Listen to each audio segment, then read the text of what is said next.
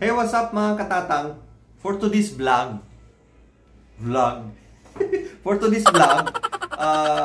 awareness lang po ito.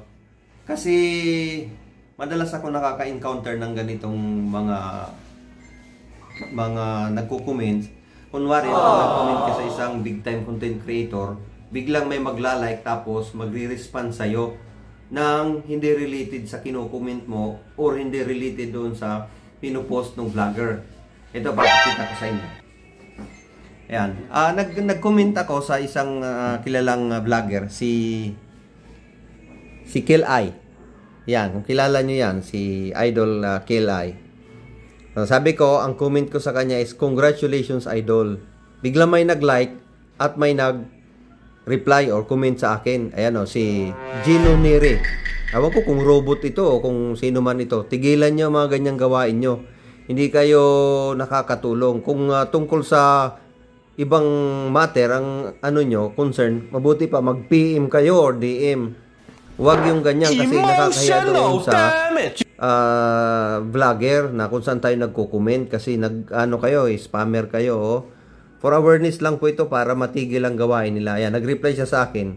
May mga pangalan binanggit, wag na natin basahin. Padalhan mo may sinasabi dito, padalhan mo ng friend request si gold trader no, bla bla bla. Tutulungan kanya ako, sarili kong bahay at may grocery din ako. True, wrong spelling pa, hair company, legit siya at mapagkakatiwalaan. So, may mga binanggit pang pangalan yan. May link pang binibigay. So, yun, hindi maganda yun eh. Kasi, parang nanggugulo lang sila eh.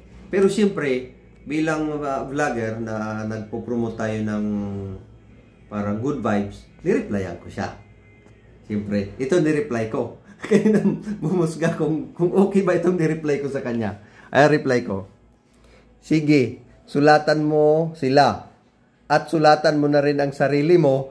Malay mo mag-reply ka sa sulat mo, di ba? Okay ba yan mga katatang? Para magsitigil na ito sila kasi nanggugulo lang eh, di ba? Sulatan mo ang sarili mo. Malay mo.